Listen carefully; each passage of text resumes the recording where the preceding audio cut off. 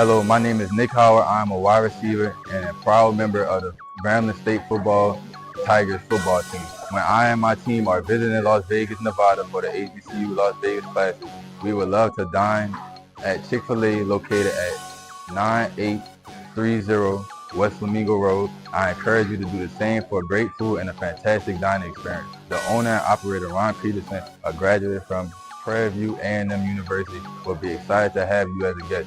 Go Tigers, go Sweat, and eat more chicken. Yeah. I love my HBCU.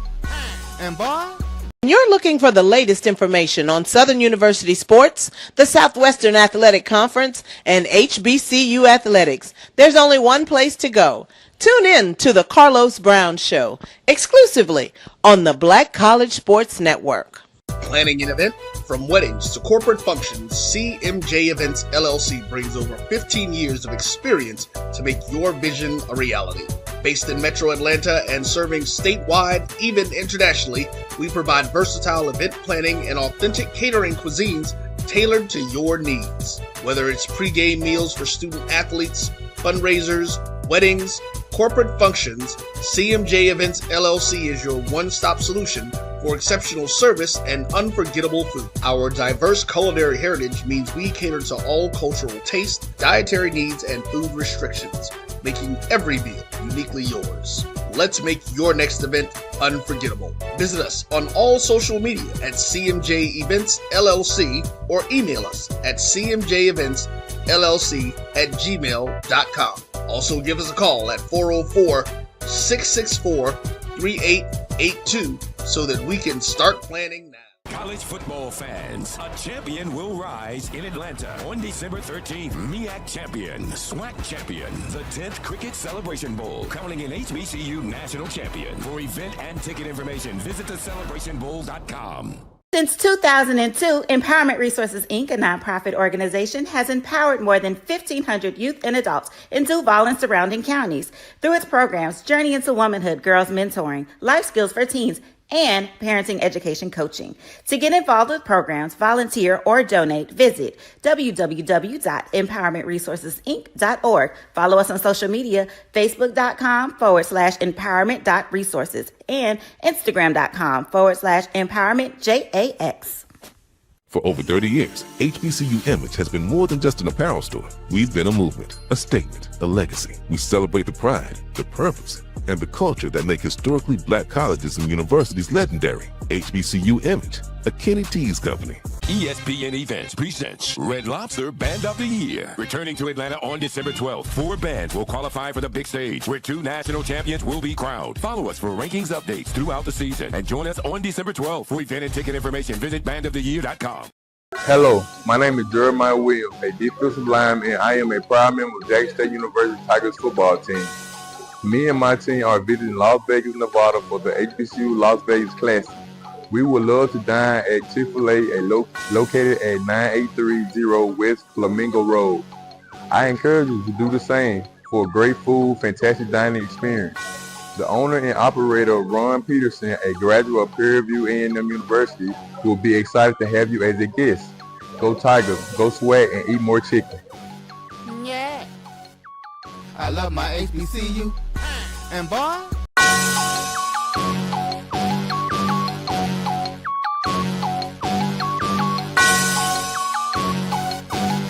yeah. I love my HBCU. And boy, I love it, love it. I love it, love it. I love my HBCU. And man, I hope my team they won. Yeah. I hope my team they won. Yeah. Man, I hope my team they won. Yeah. I hope my team they won. Yeah. I tune into the HBCU Sports Lab to see if my team won or lost. If they lost, I'm quiet as a mouse. But if they won, keep tab. I'ma do the dab, yeah. Dr. Cavil, he know what he be talking about. Mike and Charles, they know what they be talking about. They compress the analytic data with the hip hop. If you know them like I know them, they gon' tell you if your team, if they won or lost, and who the ball. So listen to Professor, yes sir, and pay attention, cause he gon' teach a lesson. In terms of what goes on. But let me say, welcome to episode 730 inside the HBCU Sports Lab. as we are live here at Quotes for Prairie View A&M's homecoming. This is where Coach Jackson, the Prairie View A&M head coach, does his coaches show. He will be right up after us. We might sneak and see if we can get him on the show. Depends on what time he decides to let practice go today. But you know how that goes, Charles. You know how coaches is. Hey, the main thing is the main thing. They put in the work. So welcome to episode 730 of Inside the HBCU Sports Lab, radio show and podcast. The show that's covering the sporting HBCU diaspora, all things HBCU sports for institutions large and small, from the NAIA to the NCAA. We share insights and information on the HBCU sports culture, HBCU athletic aesthetics to facilitate the story of HBCU athletic program and the business of HBCU sports. I'm your host, Dr. Cavil, along with my co-host, Mike Washington. We got the little helmet here. I think he's still down on the yard somewhere. He probably done snug into something. It is homecoming, but we'll see. Maybe we can get a little glimpse of Mike Washington. It's my understanding he is in Houston, Charles. Big brother Mike kicking this one. I like that. Big brother Mike, too. You're right. We're going to leave it right there. Big brother Mike. We're filming from our home studios to send a signal live to Caseway Short 30M Studios with the Texas Radio Hall of Famer, multi-Hall of Famer, that is Ralph Cooper, in a beautiful home at Texas Southern University from Houston, Texas. Charles, how you doing today? I'm doing well, Doc. I mean, it's a homecoming weekend. I think we got some inclement weather coming in, but there's definitely palpable. You had to say something about that. Yeah, but I think people are still excited about homecoming, so I'm really. Oh, no, you don't have to worry about it. This review. I know. I'm really excited about that. Yeah, they gonna be out there in the rain. Yeah, exactly. Yeah, it don't matter. Now, Coach Jackson say they needed to get the line, so I don't know where they're gonna be in the stadium. He was dead serious, but they're gonna be at home. Dead serious about that. Yeah, he was serious. He was real serious about that. With that being said, today's episode of Inside the HBCU Sports Lab is sponsored by THG Agency. THG Agency is a company that provides sporting, educational, consulting, and data analytics. With that being said, let me say thank you for all those that are out here listening to us live here at Quote. Shout out to King himself, Carl. You know how he does it. You got the DJ out here. Man, they used to partner up back in the day, boy. Really? And they used to do some part. They still do it, but they don't partner as much. Okay. Because DJ Chris Williams has now become a doctor. Oh. You know how to do when you elevate? You know what I'm saying? Well, they say doctor. No, he just shot you to the wood. You know, he got all them degrees now. Do y'all even talk now? We talk every time. Doctor still getting in. I'm just telling. That's my man. We're going to get to talk to him a little bit about, you know, being chief of staff. He's also multi-level. Chris, what top 3 things you do? Because there's so many. What is that? What you doing? I'm the GM of Prairie View football. All right. He got to the point now. He done finally learned how to say no.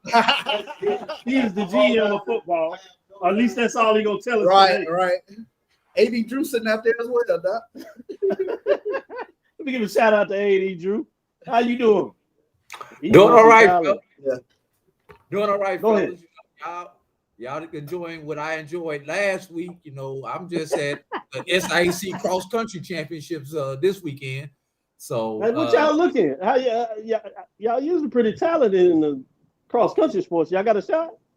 Oh, I plan on bringing home the big boy and the little boy. Where I don't plan on bringing it home. That's what I'm talking about. That's what I want to hear. That's what I want to hear. Boy, that being the team trophy, and the little boy that being the individual trophy for the first place also. Well, let's get into some news of the day. I'm gonna stay with you, AD Drew, since you're over there holding it down for us. What's your news of the day? Well, let's start off with this talk. We never got to this this week, so let's talk about attendance, Dr. Cavil. You know, since your head coach Jackson wants to call people out and tell them they need to get their tails in the stands, but in order to get into the stands, you got to get into the line. So, we need to fill up the stands. So last week's attendance, and these are the marks that y'all need to look for down there in Prairie View, Texas. Number 1, Florida A&M Alcorn, 25-5-50. Prairie View versus Southern. Now, y'all, I did y'all 23 on the road, 23, 7-15 on the road. What y'all do at home this week? We're gonna see. Number 3, my institution, Morehouse versus Lane, 17, 818. Those three, no, let me keep going. Number 4, Winston-Salem State versus Livingstone, 16, 500. Number 5, Tennessee State versus Howard, 14-056. Number 6, Miles versus Clark Atlanta, 11-518. What do those all have in common, those top 6? Those were homecoming matches last week. Those were the 6 that drew over 10,000, and all 6 were homecoming matches. So I'll leave it right there. Good stuff. Good stuff. Let me go to you. You hear the attendance now. Yeah. You know how I did to folks about that attendance starting the year. Yeah. And guess what? Guess who's creeping? Who's back up?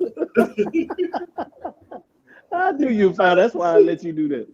That being said, what's your news of the day? Yeah, let's take a look at some weekly honors. And we'll start with the MEAC. As Howard was only MEAC school working last week, so let's take a look at what they did. Howard linebacker Judah McGinty. He's been named MEAC Defensive Player of the Week as announced by the league office, as well as teammates Ben Chandler and Liam Allen IV were also honored, earning Rookie of the Week and Specialist of the Week, respectively. Let's take a look at McGinty, the 6'2", 215-pound senior, led the Bison with 7 tackles, including 3 solo stops, 1.5 tackles for a loss, along with a quarterback hurry in the matchup against Tennessee State. His teammate, Mr. Chandler, he contributed 5 tackles, 4 of them solo in the contest against Tennessee State. And then Liam Allen IV, the 6'4", 185-pound freshman punter, he averaged 43.5 yards and 6 punts, with 3 punts of 50 yards or more and 1 down inside the 20-yard line. Good stuff. Shout out to these players of the week in terms of what they're getting done. But let me go back to you, AD Drew. What else is on your mind for this week? So we just not gonna talk about the elephant in the room, everybody, right? Go ahead. Oh, well, the elephant in the room for me, we all know what went down on the bluff on Monday. But here's the elephant in the room for me.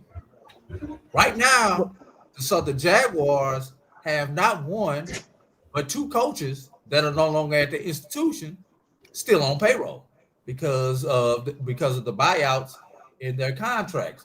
Let's go back to November 2023 when Southern released Eric Dooley, $460,000 settlement spread over 3 years. That was just 2023. 333 and 33 cents for all y'all non-math pages out there. That payment is good until January of 2026. So they have one more installment due to Coach Eric Dooley. Now, let's talk about what's left on Coach Graves' contract. His contract, which runs through December 2026. So he's got, what's that, 14 months left on his contract, 14, 15 months? Yeah, that's which right. paid $250 per year. So Southern is going to be on the hook for that for this year and for next year.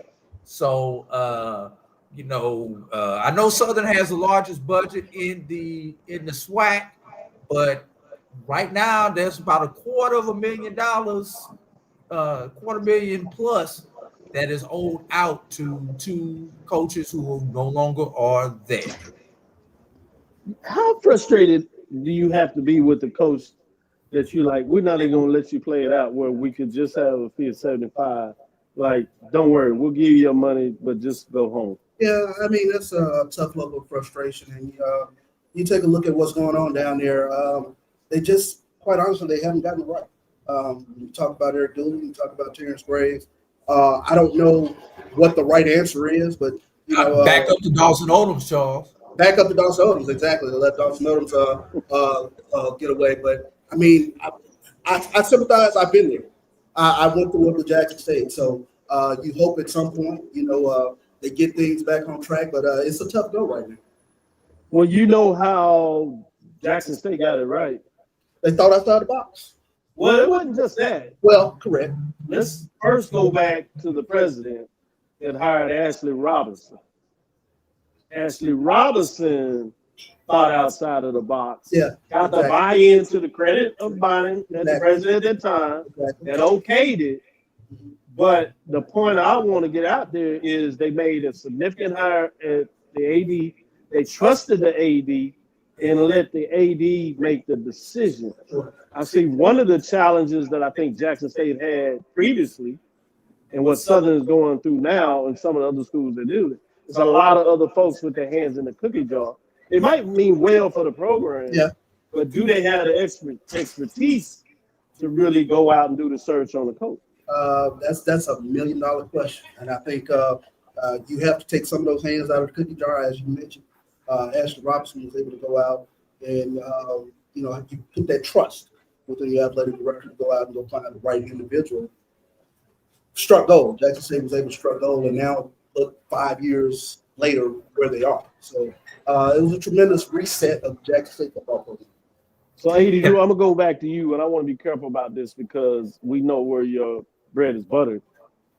So I want you to think about this holistically.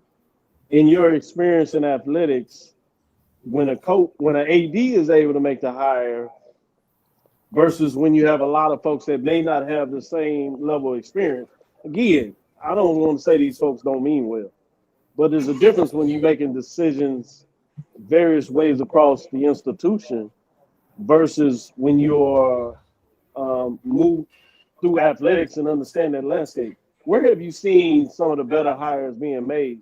When the athletic director makes the hire or when the other individuals, whether it's board members, presidents, chancellors, or even people somehow outside of that makes the hire? Well, I can look at this for a couple of ways, and obviously, I definitely won't pull the hood back on institution where I work at, but I will pull the hood back on the institution that I graduated from, that being Florida A&M. It's interesting that you mentioned committee. Well, Florida A&M is probably the king of the committees, and you know what? They had an 18-person committee for one of the hires. I can't remember whether it was the football or the basketball hire, but they had like an 18-person committee. And then they still got down to the finals and added people in. But it was the same thing when it came to the athletic director and everything else. So a committee can be a good thing as long as the people are qualified and or sports knowledgeable people. But you've got there's one thing to have the committee. There's the other thing to go with the recommendations of the committee, set the guidelines, and do it. Don't come in because you mad because your cousin didn't make it to the on the final 3 cut list, but you want to add them back in for that last interview and things like that. Now we all know during these hiring cycles, things play out. You may have your number one candidate, be it that you hired them yourself, Dr. Cavil, or that this person came from the committee. But I guarantee you, if you're talking to that person, somebody else is also talking to that person. So things may play out, especially where a person turns it down. They turn it down, and that's to me it's different. I do want to jump in because we want to get in this. We want to get into this first break. I want to get one thing I want you to think about. And I was talking with somebody about this earlier. And this may be a case study that we need to look at, Dr. Cavil. If you notice, the teams that were good during the 20 teams, pre-NIL, pre-transfer portal, or the teams that are struggling post-NIL, post-transfer portal, and the teams that were down, such as a Jackson State, such as a Florida A&M, you know, some of those teams that were down are now the teams that Alabama State are now the teams that are doing good post-NIL, post-transfer portal. It's something we need to take a look at and see what are the factors that have led to that shift. Right. Let's get in this first break. Great points there. I will add this. I know 2 hires that where the athletic director made the hire. And look how they doing last year, this year, which is Prairie View A&M this year, and South Carolina State last year and this year. We just talked about Jackson State and actually being able to make the hire. Intriguing to me. I know this is a small sample size, but something to think about. Let's take our first break. We'll come back on the other side. We'll get into a little talk in terms of bringing in the GM, see if we can get in here, get him to talk to us a little bit about what he's doing. And then we'll get into some matchups for the last half of the segment and see if we can sneak a segment in with Coach Jackson before he gets going with his show. With that, we'll be right back after our first break. Hello, my name is Trevon Jones, a tight end at Prairie View A&M University Panthers football team. When me and my family and teammates are out in Las Vegas, we like to dine at Chick-fil-A, located on 9830 West Flamingo Road. I encourage you to do the same, and for good food and a fantastic dining experience. The owner and operator, Ron Peterson, is a graduate of Prairie View A&M and will be excited to see you as a guest. Go Panthers, go Swag. Hey, Emo Chicken. Yeah. I love my.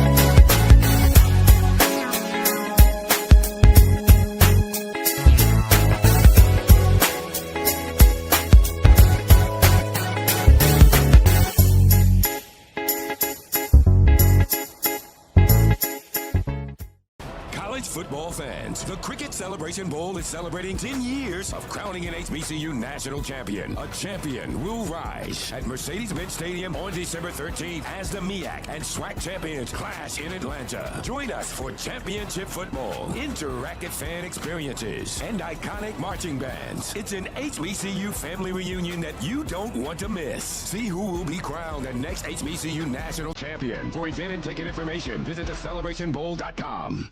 For over 30 years, HBCU Image has been more than just an apparel store. We've been a movement, a statement, a legacy. We celebrate the pride, the purpose, and the culture that make historically black colleges and universities legendary.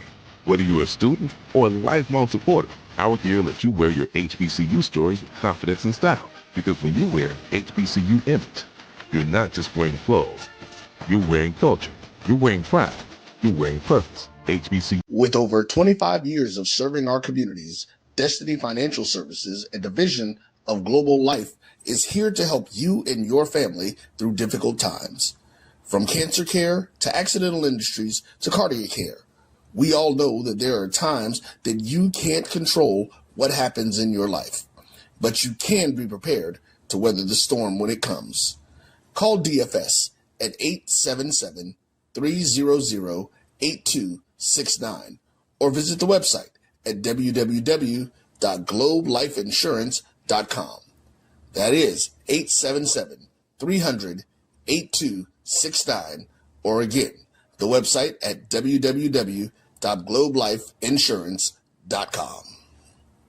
ESPN Events presents Red Lobster Band of the Year, a title reserved for elite HBCU marching bands. A season-long competition that culminates in Atlanta on Friday, December 12th. Drum majors, percussion, drill, auxiliaries, musicality. All aspects will be examined by the toughest judges in the world of college bands. 4 will qualify for the big stage, where national champions will be crowned. Follow us on social media for rankings updates throughout the season. And join us in Atlanta on December 12th for event and ticket information. Visit band. Compress the analytic data with your hip hop. If you know them like I know them, they gon' tell you if your team, if they wanna lose, and who the ball. So listen to Professor, yes sir, and pay attention, cause he gon' teach a lesson.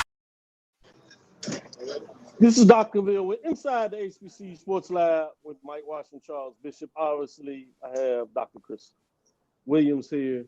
He is the GM of PV Football. I have Charles Bishop. He's dealing with a little bit of Wi-Fi. So, Raymond, before you move, let's turn this a little bit so we can get Charles in here, because I don't want him to be trying to find me. I don't understand how you, the founder of the show, and you still be getting fined. You can relate to that? Yeah, that's perfect. We got us everybody in the shot. Maybe just a little more. Yep, you can look that way. You look straight, whatever you want. You the man. No, I'm not the man. I'm sitting next to the man. That's right here.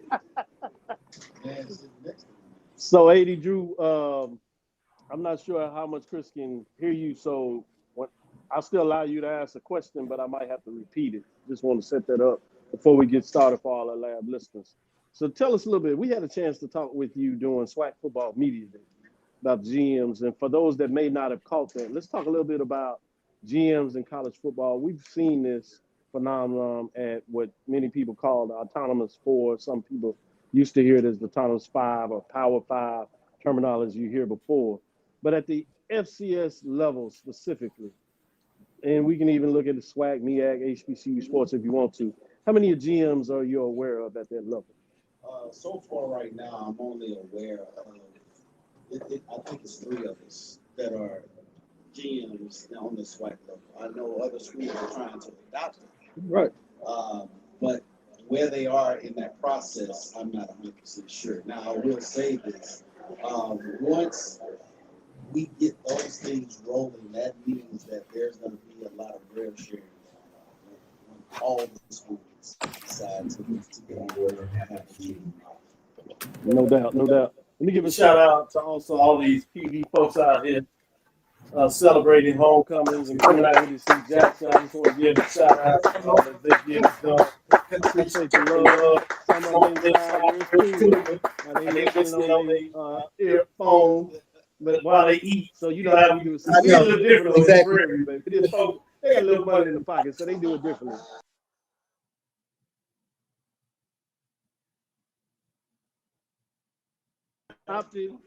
And he got a little love. I gotta.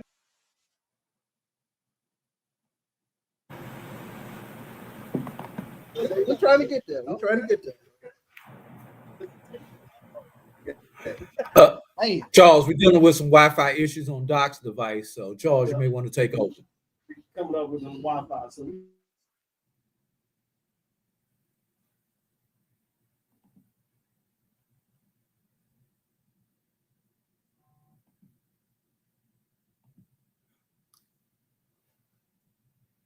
Unmute yourself, Charles.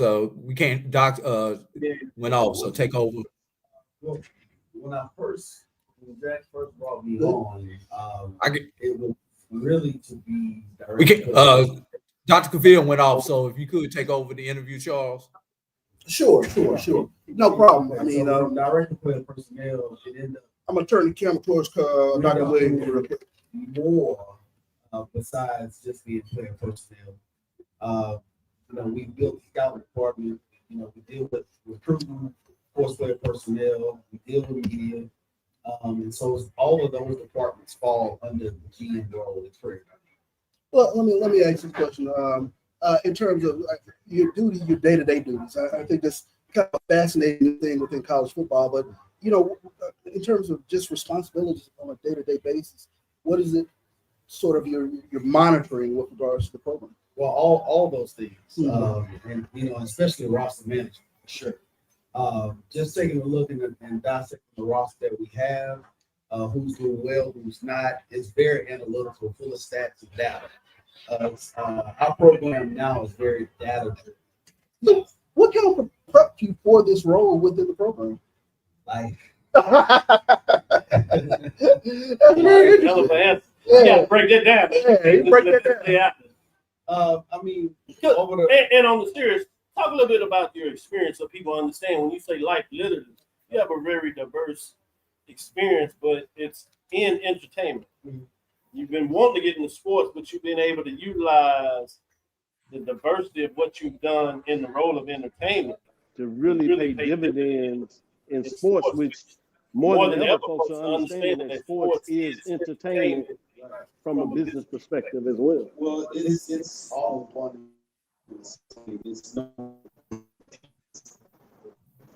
It's the methods of this change. I'm looking at turning that light switch on, right? And so what that's inclusive of, it's sales, it's marketing.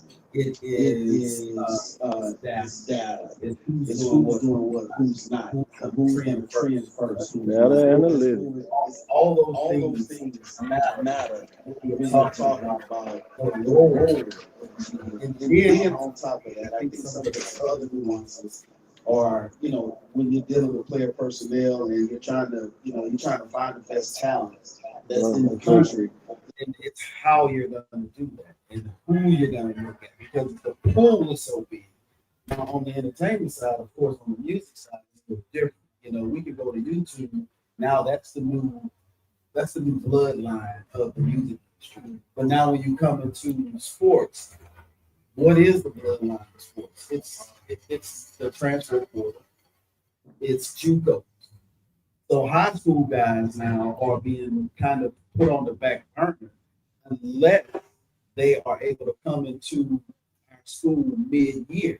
So if you take what we've done thus far, we only have one freshman running back that's playing as a redshirt freshman. And he came last year. Wow. But he's the only freshman ever playing. Is this the future of college football? It's definitely the future of college football. So what we're doing, because we're on the FCS level, that's your question. What we're doing now is, okay, we're looking at mid-year guys.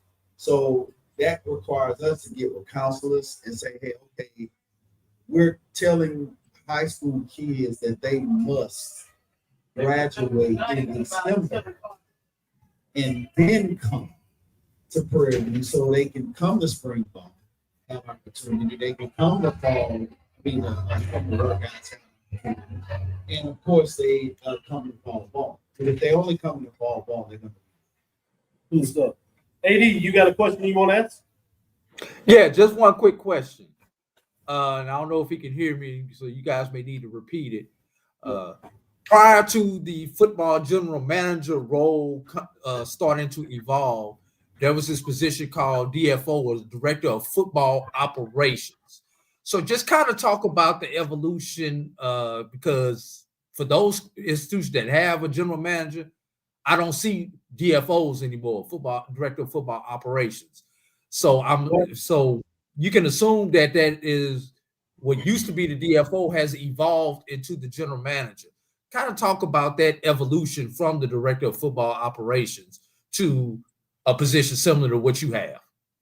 Okay, so our DFO is Coach Darren Colbert. I don't want Coach Colbert's job.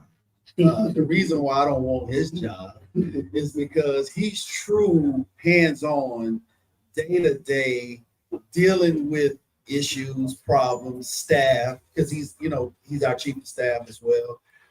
So he's dealing with a lot of the operational component it's very task driven on a day-to-day basis. I have the flexibility to be creative in what I'm doing, but he does not. So that's kind of the difference. The DFO is not going in because it's truly task driven. More logistical type stuff with the DFO still. Yes. Good stuff.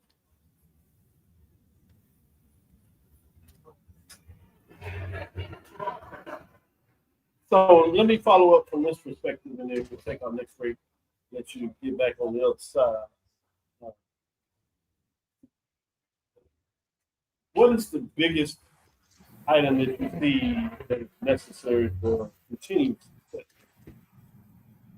Prairie View A&M football, athletics in general, based on what you are doing to support that success? The biggest thing I would probably say is a couple of things. Of course, there's always the resource of finance, right? But in dealing in football, there has to be a lot of support that comes externally from football, the fan base. Because if you think about this, and I always like to use this is the analytical piece when we talk about Prairie View and it has a 15,000 seat stadium. Right? We play 6 home games a year, right? So if we're doing that, and we're just say our average ticket is $30, ticket. It's 40. What's the math? $450,000, right? That revenue helps secure NIL, rev share, maintenance, scholarships. All those things come into play externally of parking, merchandise, all those different things. So what we're trying to do and what we're feeling we're having to do is change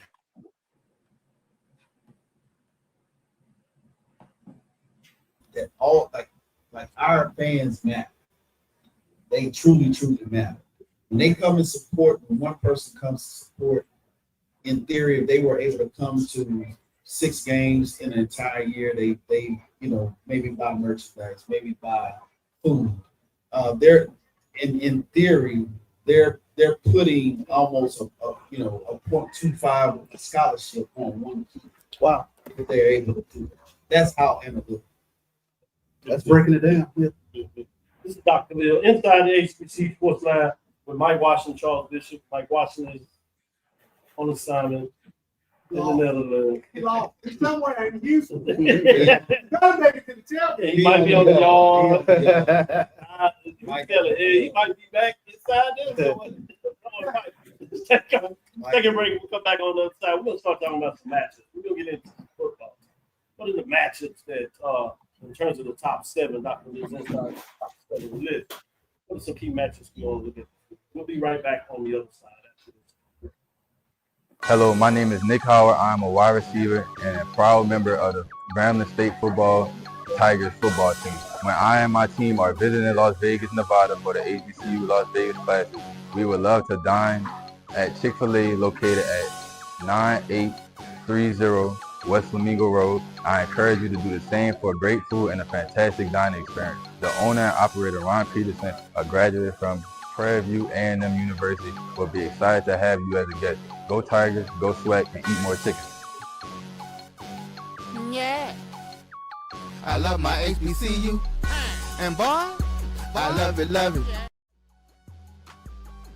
This is the Dean of the College of HBCU Sports, Kenyatta Cavil of Dr. Cavil's Inside the HBCU Sports Lab with Mike Washington and Charles Bishop.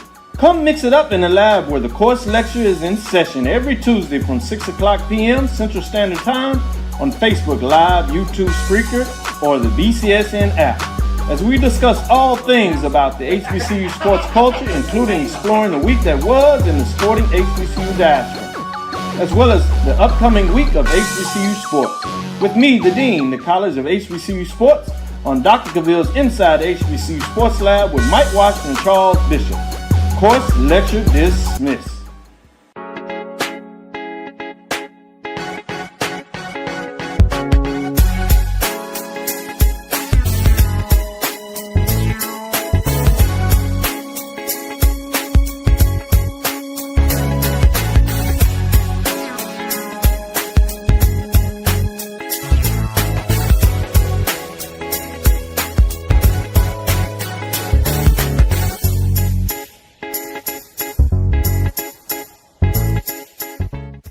It's never too early to plant the seed, to share the tradition, and instill a sense of pride in your HBCU with your little ones. HBCU Pride and Joy Children's Boutique helps you share your school spirit with a wide selection of adorable kids apparel and accessories officially licensed from your favorite HBCU. Visit hbcupridejoy.com and follow us on all social media at HBCU Pride Joy on Facebook and Twitter. For over 30 years, HBCU Image has been more than just an apparel store. We've been a movement, a statement, a legacy.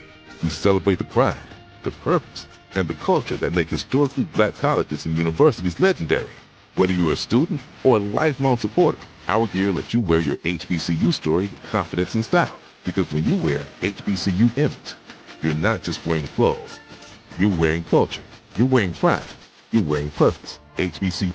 College football fans, the Cricket Celebration Bowl is celebrating 10 years of crowning an HBCU national champion. A champion will rise at Mercedes-Benz Stadium on December 13th as the MEAC and SWAC champions clash in Atlanta. Join us for championship football, interactive fan experiences, and iconic marching bands. It's an HBCU family reunion that you don't want to miss. See who will be crowned the next HBCU national champion. For event and ticket information, visit the celebration Test the analytic data with your hip hop. If you know them like I know them, they gon' tell you if your team, if they wanna lose, and who the ball. So listen to Professor, yes sir, and pay attention, cause he gon' teach a lesson. Than what they've done out of conference, being able to run the football the way they do. But how do they stack up against their teams within the conference? Howard, statistically, is one of the best defenses in the conference. So North Carolina A&T, statistically, is one of the best offenses in the conference. So much intrigue when you start looking at what's over there in the MEAC side of the ball. Good stuff when we talk about matchups, teams of the season, what it looked like for the SWAC, and what's going on there. And as we get into it, let's go ahead and get into our top 7. We do a major division, mid-major division. For the major division, let me give you the top 7 based on what we do weekly in terms of those posters voting and the algorithm component of it. At number 7, you have Delaware State out of the MEAC. They're 4-3. They have a big matchup this first weekend. We'll get into a little bit. Face off against the top 7 teams out of the MEAC. But you go to number 6. Texas Southern Tigers sitting 4-3, 3-1. One loss is to Prairie View. That one loss. It's right there. Wow. South Carolina State is sitting at 4-3 at the 5 spot. At number 4, your Prairie View A&M Panthers are sitting at 5-2, 4-0. At number 3, you have Alabama State, the Hornets sitting at 4-2. At number 2, you have North Carolina Central at 5-2. And number 1, Jackson State Tigers 5-3-0. They have been at the number 1 spot for 14 straight weeks, going back to week 10. I'm getting all these pictures of people in Vegas today. They've already started making their way out there. I'm getting all sorts of texts. You know, we can't mention Vegas right now after what happened in the NBA. Yeah, you get they on the plane. Some of them might already won. Some of them doing their own video blogs from the casinos. Well, having a blast. Let's get into that first game. And I just got a call and I couldn't answer for Ronald Peterson that did the NIL. He was just hitting me back as I called him and checked on him. Teams going out there. He's prepping the food for the Chick-fil-A. A lot of times they do food as they get ready to land. And so he's participating in that. Make sure that goes, but more importantly, he did the NIL for players at Prairie View, 2 players, and players from Grambling State and Jackson State. Yeah. Charles. Jacobian, he look good out there. Let's look at that first top 10. I got a number 10, Grambling State Tigers sitting at 4-3. They're just 1-2 in terms of conference rate. They're number 1, Jackson State Tigers are sitting at 5-1, 3-0 in terms of the conference rate. Charles, what are your thoughts on this matchup? Well, I've said with regards to this matchup, Jackson State, they can it's a lot of fan bases. This is that one fan base that can't quite do that. Grambling has scoreboard. They won last year. Tremendously. They got after Jacobian last year. And when you take a look statistically, they lead the league in sacks. So that's one of the things that I've talked with Coach Taylor in terms of what they're going to have to do in terms of protecting Jacobian Morgan this upcoming week against Grambling. But the thing that Jackson State does well, they run the football, wear you down, and let the defense sort of take over. So I think Jackson State will win this ball. I like the defense just as much as you're talking about. AD Drew, what are your thoughts on this matchup? Top 10 matchup, number 1. Grambling State has a chance to shock the world. Do they have a chance? They have a chance because you have a team with nothing to lose as well as something to prove. You know, Grambling, they've got 4 wins, 2 of them against non-FCS opponents. So they have something to prove. Grambling, 1-2. Right now, they're lost for being out of the race in the West. Something to prove. So with something to prove, you have nothing to lose. Why not? Like Charles said, this is one team that will not be intimidated by Jackson State, just the mystique of Jackson State. So they have nothing to lose. They're gonna come out hard. They're gonna play ball. Now, who's under the center for Grambling? going to go a long way in determining whether they can make some noise in this particular game. Jackson State is favored on paper. I expect Jackson State to come out and win this game. But once again, you've got a team with nothing to lose, and that could be a dangerous thing. I tell you this, Jackson State took some people out there. Man, my social media's been filled up with folks on planes. Yeah, it's good to hear. Yeah, we need folks to have that excitement. It's a good time to be excited about Jackson State. Those not getting on the plane, make sure you get to Tallahassee next week. That's true. That's true. Let's look at our next top 7 matchup. We have Delaware State at number 7, 4-3. They're on the road at number 2, North Carolina Central Eagles, 4-2. Interesting matchup. Obviously, Coach Jackson taking care of the Hornets over there at Delaware State. It really has them excited about the football. He's looking forward to this matchup. We're talking about fighting the king of the MEAC, certainly at least one of the kings of the MEAC in terms of a phenomenal program. Coach Oliver over there just continues to reload and build his program. Let me go to UKD first in terms of what are your thoughts on this matchup between Delaware State and North Carolina Central out of the MEAC? Quietly as it's being kept, this may be the game of the year part 2. You know, we've already had part 1. This could wind up being game of the year part 2. Now, here's what it's going to take for that game to live up to that hype. Right. Can Delaware State run the ball against North Carolina Central like they have ran the ball all season long? Can North Carolina Central stop the Delaware State rushing attack? That rushing attack opens up so much for that Hornet offense. That's what's going to make it interesting.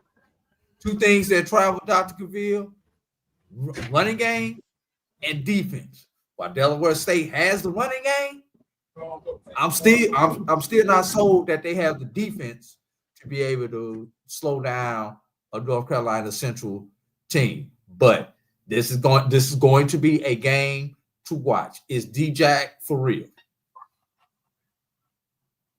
Charles, what are your thoughts on this matchup? Yeah, I think one of the great turnarounds in HBC football. Taking a look at what Delaware State has been able to do this season. When you take a look at their rushing game, Marquise Gillis, James Jones, and Caden Bennett are all in the top 6 in the MEAC in rushing. They're going to have to really run the football in this game. But I think it's a little bit too much North Carolina Central, especially when you take a look at the weapons they have. Walker Harris, one of the best quarterbacks in HBCU football, as well as Chris Mosley, one of the top running backs in HBCU football. Plus, they're playing at home. Got to go with the North Carolina Central on this. Let me get one more in here before we take another break. This is the top 10 matchup. It's the Magic City Class. I will say, for those that hadn't had a chance, it's always a challenge for this matchup because it tends to fall during Prairie View's homecoming. But I've had a chance where it didn't to go this classic. And it is one that if you hadn't been to, make sure you put it on your bucket list. Big time tailgating out there. 60,000 folks in the stand. You can't beat that. It's number 3, Alabama State Hornets, 4-2, 2-1. They're at number 9, Alabama A&M, the Bulldogs. Bulldogs had not had a lot of success. In fact, some people think that this might have been the final straw for the coach of the Bulldogs last year as they bring in a first-year coach. Yeah. What are your thoughts on this? Yeah, I think the thing looking at this is I think it'll be an area showdown with Cornelius Brown and Andrew Body, but I think a little bit too much Alabama State defense. I think they have the better defense in this game. We've kind of, like I said, we've had an opportunity to kind of see teams up close now for a few weeks now, and I just don't think the Bulldogs have enough defense to stop Alabama State. And what do you think about Sam Shea taking his Bulldogs to Birmingham?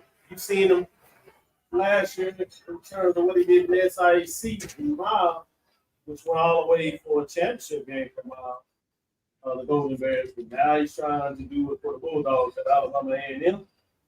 This is the time to really make a statement if he can against the Hornets, which many people think are the second best team in the squad. In addition to Sam Shea going back to my Birmingham, where he coached Miles, which is in the Birmingham area, but he also coached at Shays Valley High School, which is also in the Birmingham area. So this is a true homecoming for Sam Shea as he brings the Alabama A&M Bulldogs into Legion Field. Problem is, he's got somebody by the name of Andrew Body that is going to greet him.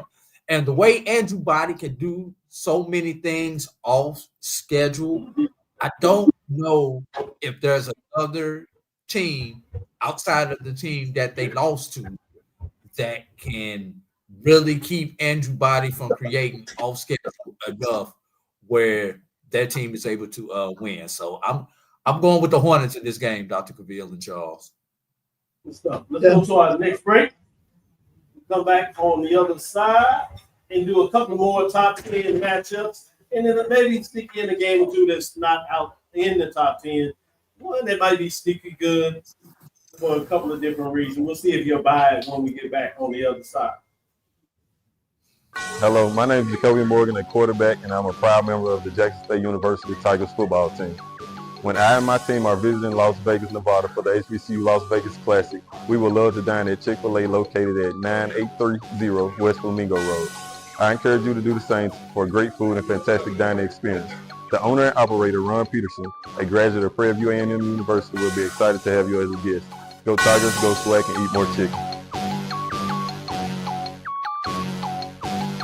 Hello, my name is Nick Howard. I'm a wide receiver and a proud member of the Grambling State Football Tigers football team.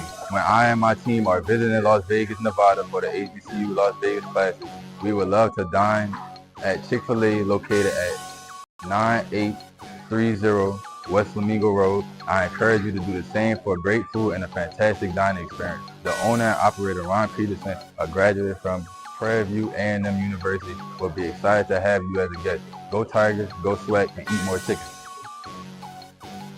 Yeah. I love my HBCU. Greetings, Panthers. My name is Roland Austin, and I'm one of the directors at the 1876 Athletic Foundation. The 1876 Athletic Foundation was formed to promote the success of all 343 student athletes. Our overall goal is to fund scholarships for all of our student athletes. We ask that you help us in achieving this goal by donating to the 1876 Athletic Foundation via the QR code below or 1876.foundation. Your generous donation will help us continue to assist the needs of all of our Panther athletes. Thanks, and go Panthers. Compress the analytic data with your hip hop. If you know them like I know them, they gon' tell you if your team, if they want a law, and who the ball. So listen to Professor, yes sir, and pay attention, cause he gon' teach a lesson.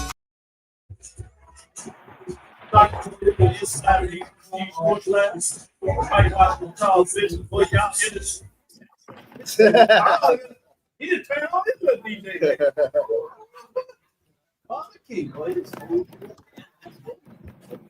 With that being said, let's get back into it.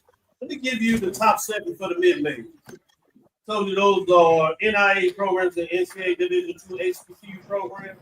I know a lot of times you might not be as familiar with that, but I think it's important that we give those teams their updates, give them their love, and it just makes HBCU fans more knowledgeable in terms of knowledge, more in terms of what it looks like. So let's look at the top 7. Top 7 is Everett Waters, the Tigers. They out of the SIAC. They had 4-3, 3-2 in the conference race. And they were previously ranked 6th, so they dropped this past weekend. You have number 6 Fayetteville State Broncos. They sit at 4-3 and they're 4-0, 146 points. They moved up with the big win, as they are now number 6, previously ranked 7. Let's get in the top 5. The number 5, the Kentucky State Thoroughbred. They're probably the surprise of the season for most folks. I know some people look down there in Florida, have Waters, but it's something about Kentucky State and the Thoroughbred. They sit at 6-2, 5-1, and they are in the NCAA race, 164 points, and they stay in the 5 spot. Number 4, you have Johnson C. Smith, Golden Bulls, 6-1, 3-1. They have one first place. That conference loss is to Virginia Union, 188 points, but they stay at the 4th spot. Let's look at the top 3. Superlative 3. You have Virginia Union Panthers. They have the CIAA, 6-1, 4-0, just like Johnson C. Smith, and they the one that defeated Johnson Smith at the total. 2 first place votes, 191 points, and they stand in the 3rd spot. At number 2, you have the Albany State Golden Reds, 6-1, 5-0. This is a strong team. When Gray tried to go down and wreck shop for family, boy, for a half. Well, half. It was scary. 2 first place. Both 203 points. They remain in number 2. Number 1, another surprise. Some people may argue that this is more of a surprise than Kentucky State. Yeah. That is the Benedict Tigers, sitting at 7-0, 6-0 in the conference race out of the SIAC. So you have 4 teams out of the SIAC and 3 out of the CIAA. Charles, I want to ask you to break this down. You did this Tuesday, but I do want to ask you to go over this next match. We had this at the major division a couple of weeks ago when we had Alabama State, the number 2 team, go up to Jackson State number 1. And boy, that was one for the ages. I tried to sell it. I know somebody else said Delaware State, North Carolina Central was the second game of the season. I may argue that this is actually the second game of the season. We'll see if it lives up to it. Number 2, Albany State Golden Ram, 6-1, 5-0. Number 1, Benedict Tigers, 7-0, 6-0. In terms of what that looks like, Charles, what are your thoughts in terms of this big-time matchup? Obviously, Benedict has maybe a stronger schedule that's more favorable for them. Albany State. You have Albany State that defeated Kentucky State, so they have some room for error. Yeah. I'm not sure if Benedict has the same room. Right. Put those some other balls in there that you think about it in terms of what it looks like. Tell me about this matchup. Yeah, I think looking at this one, and we touched on it a little bit on Tuesday, but it kind of depends on the health of Isaiah Knowles. I mean, as he goes, so goes Albany State. They have a great rushing attack, but they are enhanced, obviously, when they have Isaiah Knowles behind the center. So it depends on the health of the quarterback going into this. We know Benedict plays great defense. They've done it all season, and they're the only undefeated team that's sitting out there. I look for Benedict to take it at home. And again, you're looking for the health of the quarterback. Is what Isaiah Knowles play, because I think if he plays, then you truly do get that sort of Jackson State, Alabama State feel, that 1 versus 2 feel too. Good stuff. With that being said, hey, Drew, tell me your thoughts in terms of this SIC matchup. They did win over the matchup, said they hit 7 games, scored a 3 over the CIAA. And this, I know Dr. Hollins was smiling really eager with this matchup, featuring the number 1, number 2 matchup out of the SIAC. Wow, Charles is correct about the health of Isaiah Knowles.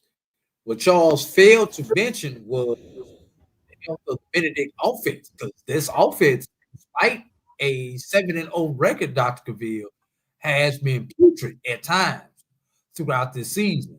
So can this offense muster enough scoring, especially if there's a healthy Isaiah Knowles on the other side that's going to go tit for tat and test that Benedict defense?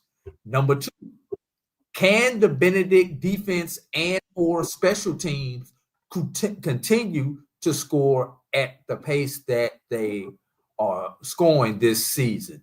You know, there have been multiple games this year where the defense and the special teams have outscored the offense. So it's going to come down to offense.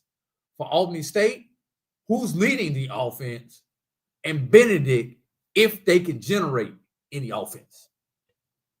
So, I think you're breaking down that number 1, number 2.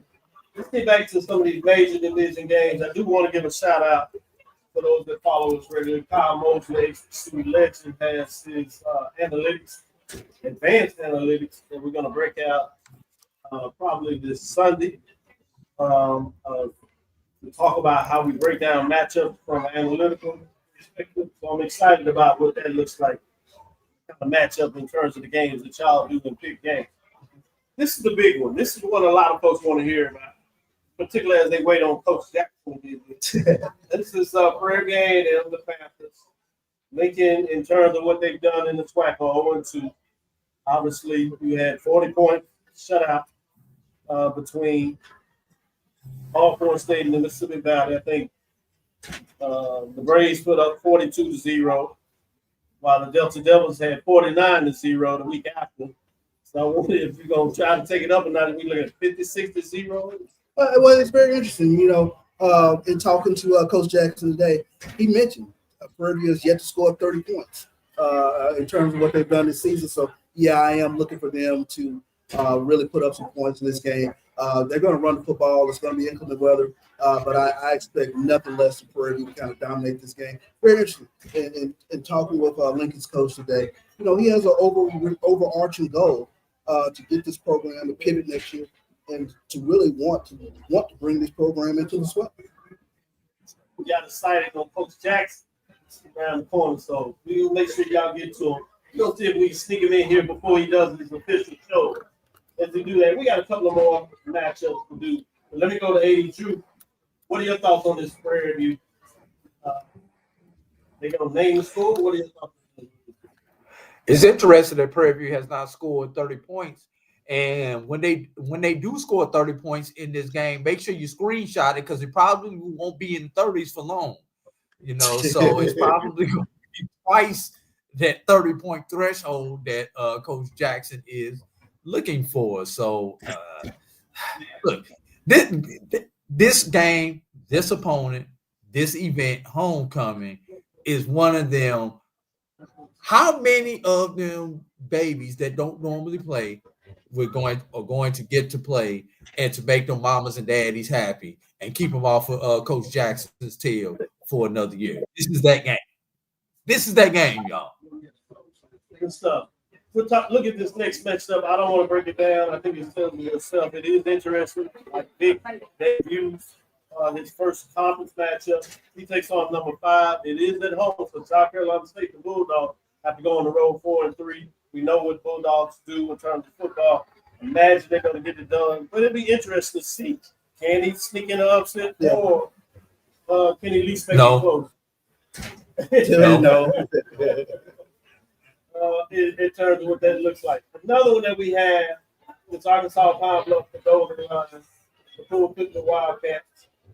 And I know that a lot of the Thule-Pickler Wildcats are going to be mad with their Rattlers, but I did make the change. I don't know if Arkansas Pine Bluff, the Golden Lions sit at 2-4, 1-2. The Thule-Pickler Wildcats continue to march. They get a chance to make a statement. The number 8. They get a chance maybe to climb up, depending on where Delaware State, they might sneak in the top 10. He's fortunate with a victory here. Yeah. More important for them, they'll be 3-1 in terms of the conference race. Mm-hmm. And then they get to be right there still behind Jackson State, and they hadn't played them yet. Absolutely. Yeah, AD golf. Still a lot to play for. Exactly. Shout out to AD, giving folks love and checking on folks for Prairie View homecoming.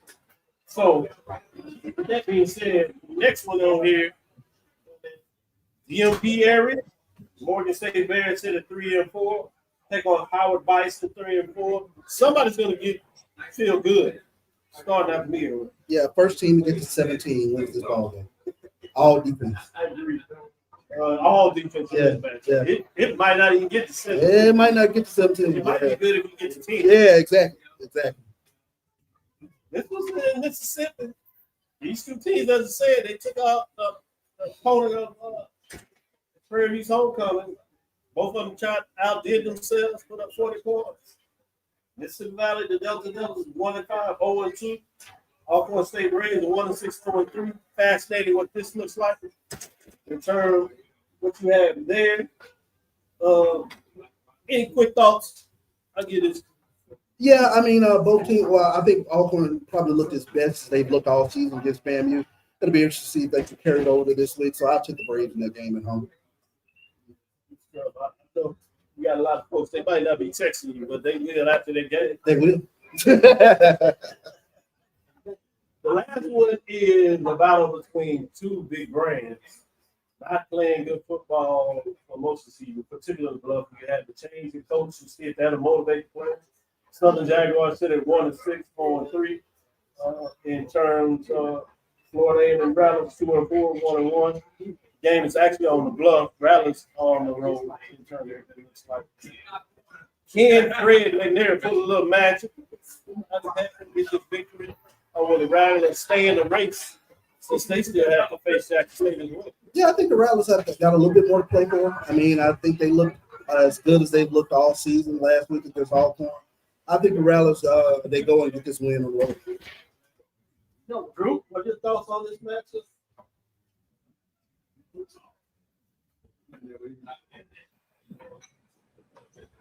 It's the have-nots versus the want-nots. Yeah, they break all like that. Obviously, for Southern, Coach Fred McNair is coming in, trying to make a statement, trying to get some style points so that he can possibly be considered for the permanent job. And for Florida A&M, they're just trying to stay hot, stay relevant, so that when the matchup comes next week, when Jackson State comes in, they actually still have a chance to make some noise in the East. So you got two teams coming in, looking to do something in this particular matchup. But irregardless of who wins this game, I honestly expect this game to be some ugly ball. I agree with you in a lot of ways. To be just that, Charles. Yeah, I mean, I like the way Florida A&M kind of came out and fought last week against Alcorn. I think they figured out a little something with regards to quarterback play. So I'll go with the Rattlers on this. Let's take another break. We'll see if we come back and we might have a close. We'll see if we can keep Coach Jackson in. If not, we'll turn it over officially. We'll see if we have y'all chase and go to YouTube for review to get it yourself. With that being said, is he in here? You ready? Let's take this last break. And we'll come on. There you go, Coach Jackson, right there. We'll see him. Got that bean bug on, telling folks to get out there live. Get in there live. We'll take this last break and bring Coach Jackson on and then let him have the show. Hello, my name is Jeremiah Williams, a defensive lineman, and I am a proud member of Jackson State University Tigers football team. Me and my team are visiting Las Vegas, Nevada for the HBCU Las Vegas Classic. We would love to dine at Chick-fil-A located at 9830 West Flamingo Road. I encourage you to do the same for great food, fantastic dining experience. The owner and operator, Ron Peterson, a graduate of Prairie View A&M University, will be excited to have you as a guest. Go Tigers, go Swag, and eat more chicken. Yeah. I love my HBCU. And boy. Hello, my name is Trevon Jones, a tight end at Prairie View A&M University Panthers football team. When me and my family and teammates are out in Las Vegas, we like to dine at Chick-fil-A, located on 9830 West Flamingo Road. I encourage you to do the same, and for good food and a fantastic dining experience. The owner and operator, Ron Peterson, is a graduate of Prairie View A&M and will be excited to see you as a guest. Go Panthers, go Swag. Hey, eat more chicken. Yeah. Compress the analytic data with your hip hop. If you know them like I know them, they gon' tell you if your team, if they wanna lose, and who the ball. So listen to Professor, yes sir, and pay attention, cause he gon' teach a lesson.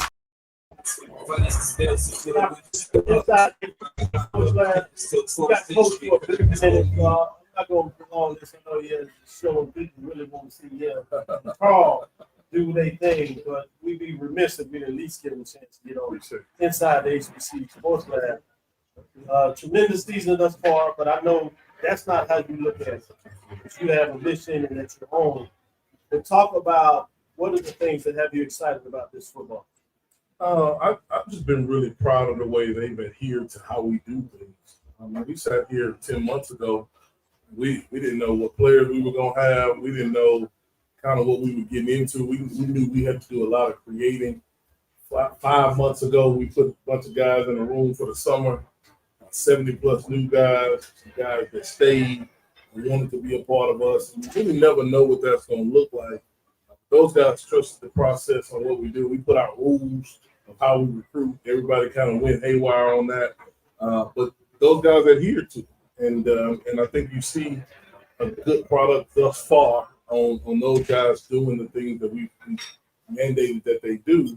And we look forward to the back half of the season starting this week. But a lot of people try to do what we've been able to accomplish so far. It's not going there. We play a lot of close games, and we don't want to do that. But when you put that many guys in the room that are brand new, and you're able to find a way to win, then you got to kind of sit back as a coach and value that growth, knowing that we're just 10 months old as a program. Not only that, a lot of those games were on the road. Yeah. One of them neutral site, but you won 3 true road games. And what generally most people would tell you in the SWAC are pretty hostile territory. Yeah. So you get it done. So that's a statement itself. You got the 3 of your remaining 4 games at home. But talk about the challenge in the SWAC going on the road and winning a football. Tough, man. There's some environments out there that you can simulate some things at home. You can put some loud music. But man, we were in Baton Rouge last week, and that environment was loud. And then dudes decided to blow them horns, and we couldn't hear nothing. And our kids came over to the sidelines like, Coach, man, if we didn't have that practice on Wednesday when we were blowing them horns, we'd be out of control right now. And so there's just some hostile environments. And Alcorn, it's always been tough to play at Alcorn. Since I was a player in this way, it's just always a tough place to play. And for those guys to find a way to win, we're always proud of that. But we got so much more to do, so much better that we need to get until we enjoy it. But we certainly keep our head down too. I promise y'all we'll keep it short. So any last statements that you want to share? Yeah, I'm really eager to get to this game on Saturday. Homecoming is about the game for us. It's another opportunity for our guys to display their talents and to show if they've gotten better from the mistakes that they've made. We're still looking for some things to happen on offense that had not happened for us yet. We're still looking to get better on third down on defense. So we got a lot to improve upon. That's the word of the week for us, improve. I look forward to seeing all our fans and alums watch us. We try to improve on Saturday. I would say this: it's open. It's open. I ain't got no problem. Golf, we made sure I'm good in the suite. Don't ask me for no tickets. They go over there, they out. I ain't got no tickets. Like golf, we ain't got no tickets. Coach said, get them lines. What the line at though? Got no suite. That's it. Where them lines at? That's it. That's my line. There it is. Shout out to all Prairie View people out here listening, Coach. We'll turn him over to Paul to be the show, but I want to say thank you for listening inside the HBCU Sports Lab. Make sure you share our podcast with your friends and colleagues. I'm Dr. Cavil, the Dean of HBCU Sports, coming from inside the lab in the College of HBCU Sports with Mike Watson and Charles Bishop. Again, I want to thank you for listening to Dr. Bill's Inside the HBCU Sports Lab with Mike Watson and Charles Bishop. Mike Watson on assignment somewhere. I think he's down in Prairie View, stuck around. He's going to put it work. I think he started his whole time. So let him know. I thought I already started. Come on. Don't say that. We look forward to next week as we discuss the latest in the lab and the news. We appreciate it. We'll be back Sunday, give you updates on your top 7. Follow me, Dr. Kenyatta Cavil, DrKenyattCavil. That's 3 at Facebook and Instagram. Inside the HBCU Sports Lab on Facebook. Inside the HBCU Sports Lab on YouTube. Dream big. Continue to move forward. We will talk with you soon. Charles? Of course. AD? Lecture. Dismissed.